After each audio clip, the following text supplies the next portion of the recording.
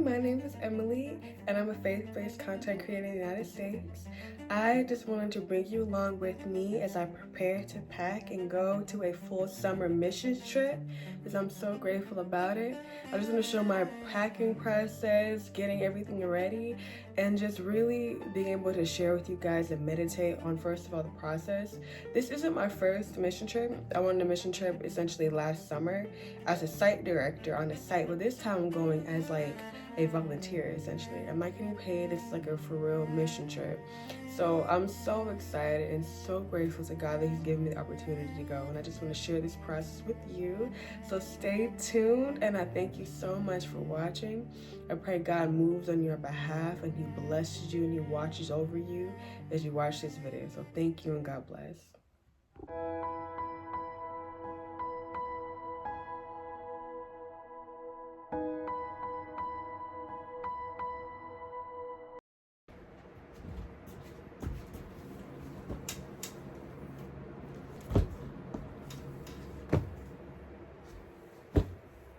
As I pack, I also just want to talk about this mission trips and just how I'm excited.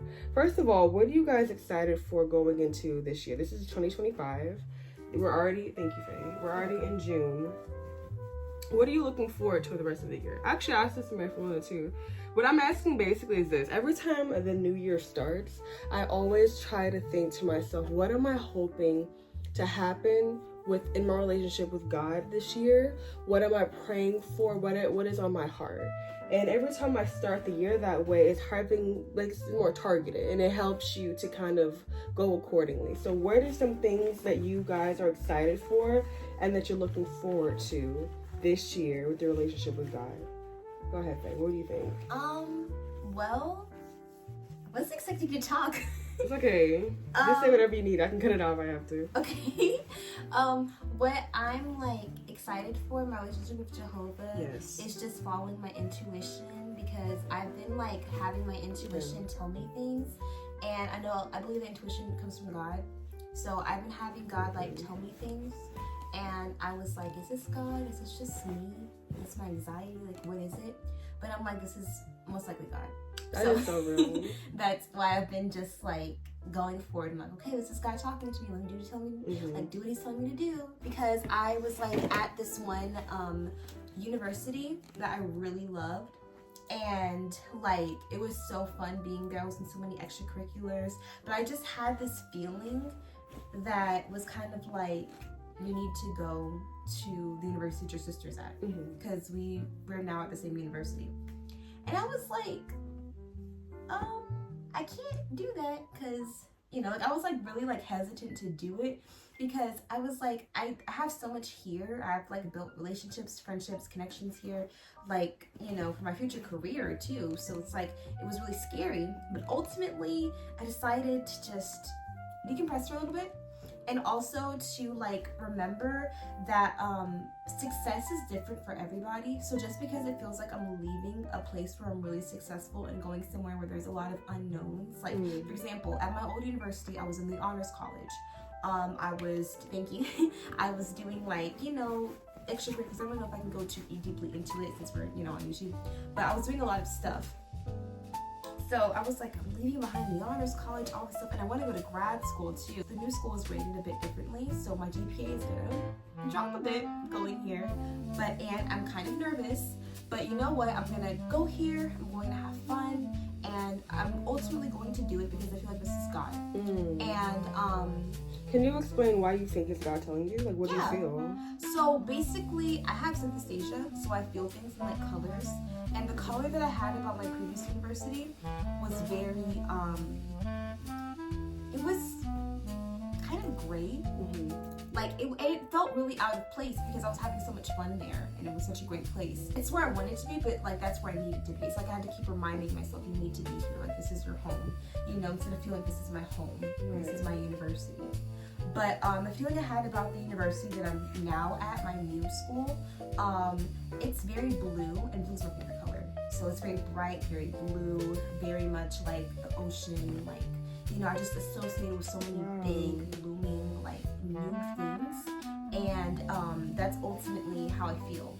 And funnily enough, another way that I knew it was God, and I don't recommend doing this, guys, but I had like basically I had this one thing I was supposed to do, and I went there, but I had a feeling about it that was kind of like, maybe I shouldn't be doing this. It wasn't anything bad. It was like a little like extracurricular event, and I basically was just going there, and I'm like, okay, I don't really feel like I should be going here for some reason, but it's like I don't know why. You know, like there's no logical explanation for this. It's just a gut feeling. So let me just get there, and it was very different than I expected it to be. And logically, once again, I was still like, there's no reason to not stay, but I'm just like, okay. Like, I just don't feel right about it. You said there's no reason for you to stay? Yeah, logically, there's no reason for me to leave, I meant. Oh, okay. But I'm just like, let me just leave. Because I just still don't feel right about staying here. The thing I'm trying to get across too is that ultimately I wasn't in danger, and it wasn't anything that was crazy like me going out to a wild party or something. It was just a basic like campus event that I had gone to, but it just reminded me, like I just felt maybe this isn't going to be what I expect it to be. And when I got there, that feeling was right. It wasn't what I expected it to be. So ultimately I leave, and I'm just like, I'm never going against my intuition again. And it was something so small too. Like it wasn't a big deal. You know, I wasn't in danger. But I'm just like, I'm not going against my intuition again, because this turned out to be exactly what I thought it would be. And now that I'm listening to my intuition more, it's getting stronger. Like I guess like the ability to hear God's voice is stronger. Because I still have things that scare me. Like I assist at my church as like a Sunday school teacher, and sometimes before I go into my shifts, because I do like little gigs here and there, I'm hired as needed. And when I go occasionally, I'm just like, wow, this is gonna be really tough, because there are tons of kids that I'm supposed to be watching. Like, because it's kind of like a, you know, it's like a babysitter role somewhat. So, but I never have this feeling like you should not be here. But I do get like little feelings here and there of like anxiety, but it's clear now to differentiate between the anxiety and the like genuine no's that God has, because you can see something and it looks so great, but that's a no. And the last thing I want to say before I leave, thank you. The last thing I want to say before I leave to everyone listening to this is, just because it's a no for you doesn't mean that the thing even has to be bad. Because I feel like so often as Christians, like you think if you do something you're not supposed to do, or like that's, you know, not God's path for you, that means, oh, this is like a sin, or this is horrible. But it could be as simple as you want to be a firefighter your whole life, and then you're supposed to actually be a doctor. Talk about it again. Yeah. I feel like that eases the pressure and the anxiety from a lot of people watching, knowing that, like you said, sometimes God doesn't mean that what you're doing is sinful or wrong. It just means that because he knows the plans he has for you, as this is in Jeremiah, I'll link it down below, he knows the perfect plans he has for you. So like you said, you thinking you want to be a firefighter, baby. He got a doctorate for you. He got you being a medical, an MD. Yeah. And you might not have even dreamed of that for yourself. Not that being a firefighter is bad, but that's the point. Like you're saying, you can have an idea, but God is always better. Yeah. So ultimately, that's just what I wanted to share.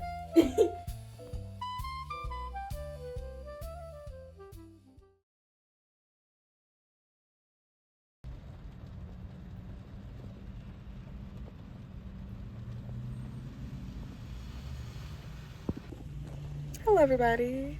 It is a very pretty rainy day, same as it was earlier. I am now on my grocery shopping trek, but this is the day, or let me see, today is Thursday. We're supposed to be leaving on Sunday June 1st, so it's a couple days. My brain is not doing the math right now. I think it's 3 days from now, so I'm very excited. Just going on ahead and getting the little items that I need. In my quiet time today, I have been reading the book of Nehemiah. So I'm on chapter 3 today, and I've been really enjoying seeing how God has been showing little insights to me.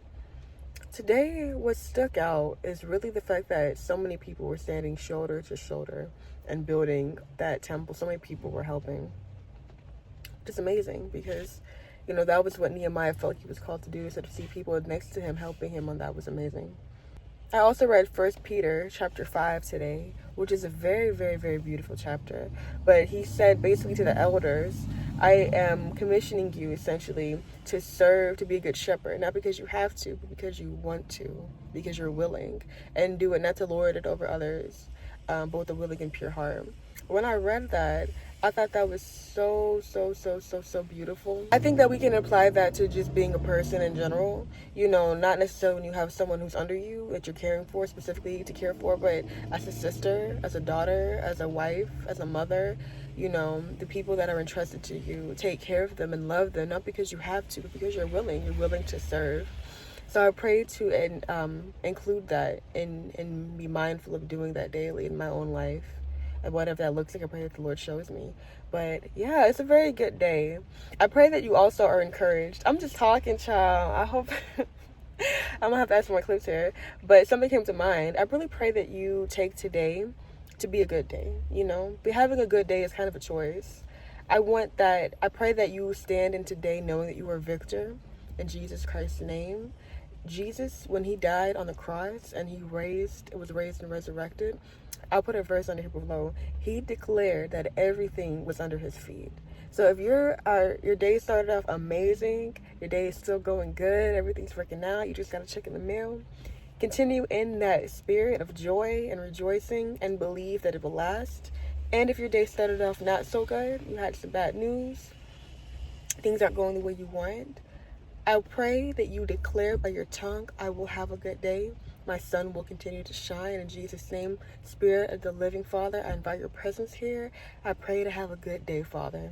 Give me joy. There's so much power in prayer, and prayer works. So remember that because Jesus has declared everything under his feet, you can declare that in Jesus' name your circumstances are under his feet.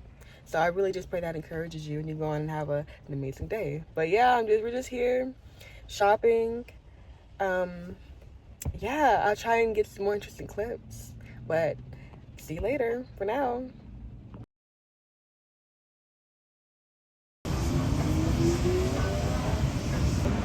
I'm at work right now. I don't know if the audio is very good. And I'm trying to also not show where I work. But I am at work.